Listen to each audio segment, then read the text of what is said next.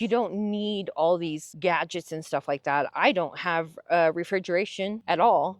I don't have heat or air conditioning in the back of my pickup, and I still make it work. I'm Autumn, a roving reporter with CheapRVliving. Today, we are meeting with Sarah to check out her truck cap home on wheels. Hello, everyone. I am here with Sarah in her Toyota Tacoma with Yoda as well. Hi, Sarah. Hi. I would love to hear about your experience as a nomad. How long have you been on the road?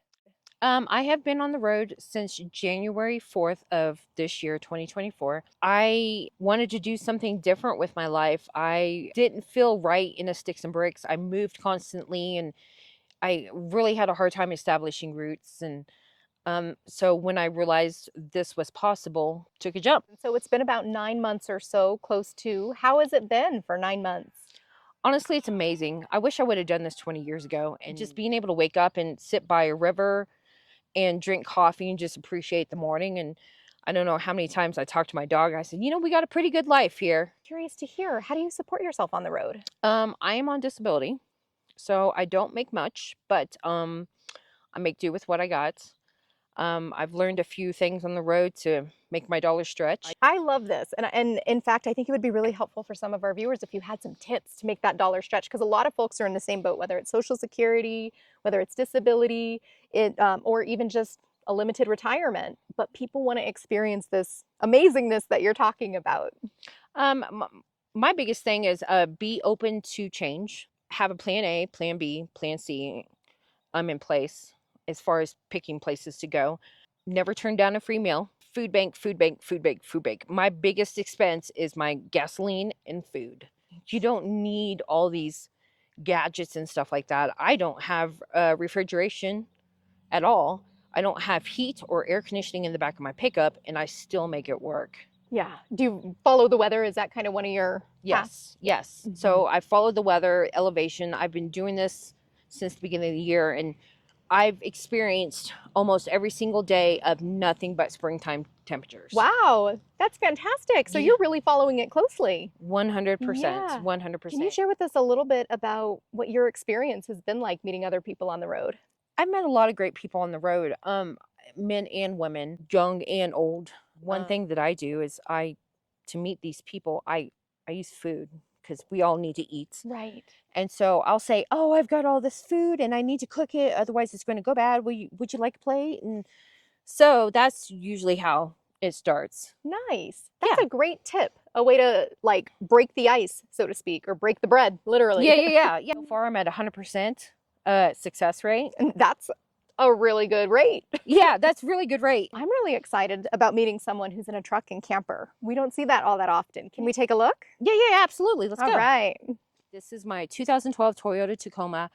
You notice that there was a Yoda on the front of the bumper, and so everybody's got a name for the rig. So since I drive a Toyota, my rig is my toy Yoda. I will start off with, again, this is a third generation topper, and if you can see here, it's about 3 inches too long. Oh yes, I do see that. Yeah, so what I went ahead and did is I call it the plug.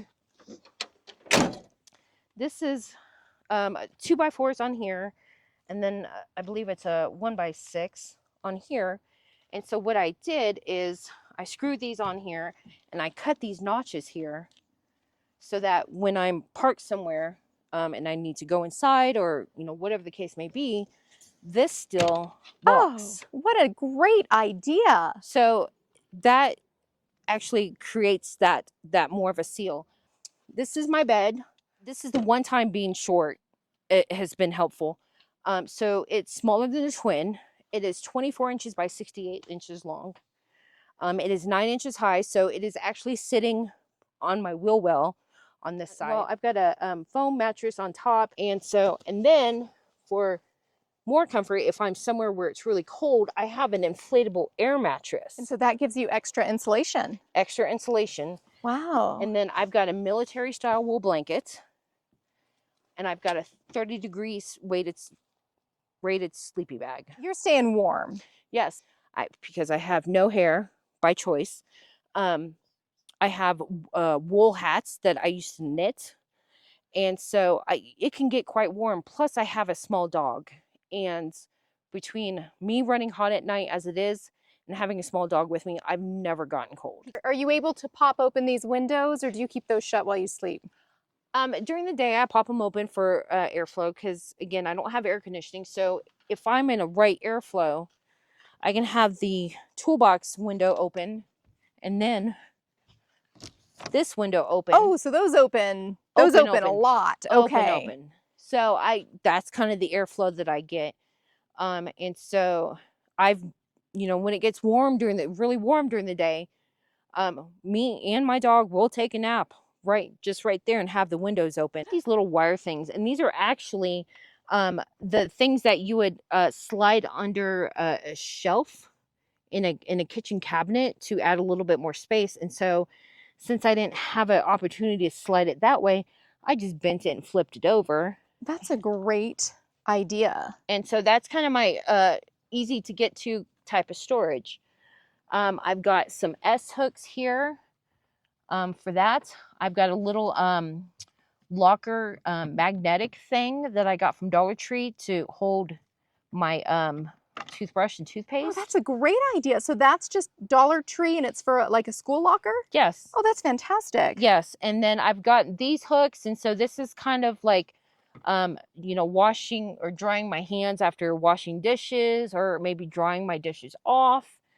This is a little bag saver because bags are a hot commodity. I have 2 totes. The tote that is furthest in the corner here has a lot of my food in it. Oh, great. Dried goods, because I don't have refrigeration at all. So I eat a lot of vegetarian type of things. And so this tote right here has, cans of black beans and rice and all kinds of stuff in there. Nice. I eat pretty well. And I use it also as a side table. Here is my Oh yeah, the thing. fan. And you said it's rechargeable. It is rechargeable, and of course I have to have it on all night because I Sure. run hot.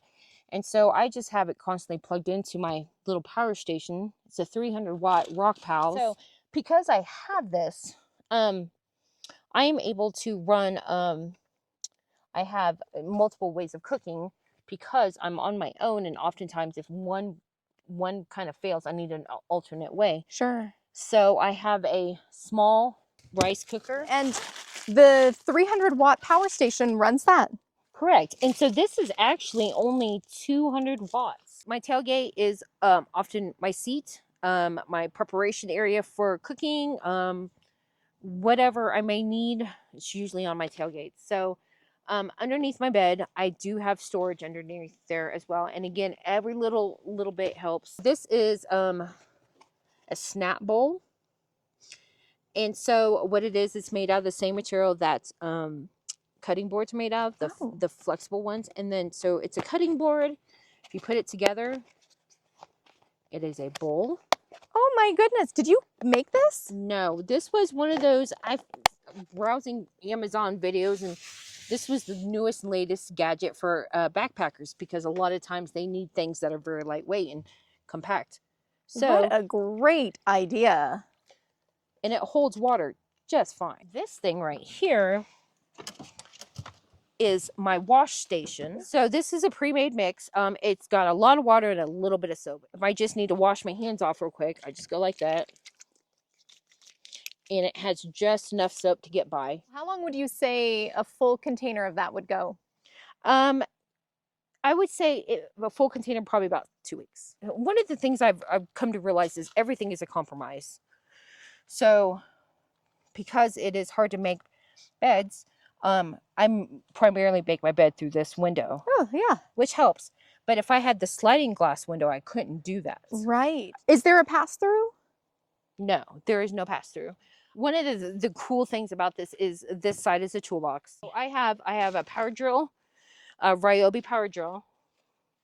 So if I need to do repairs on my bed, which I have done, or make something real quick on the road, I can. I do have a Ryobi circular saw as well, so I can just cut some wood down real quick. In my whole life, I have nothing else anywhere else. My whole life is this pickup truck. Is that freeing for you? Oh yeah, 100%. Because then I don't have to worry about, who's got what and everything like that. Like everything is here. Absolutely. So I've got, you know, my camping cook stove. Even in a very small space, you can have backups to have the necessities met. In the prepper world, they say 2 is 1 and 1 is none. So if you have one thing, it'll break down eventually. That's just what happens. So 1 is none and 2 is 1. So I try to take that to heart with everything that I do. I mean, I need to eat and I need to drink water and I have shelter. So, and when if something were to happen to the back of this topper, I can still sleep in the cab. Again, another reason why being short has been helpful.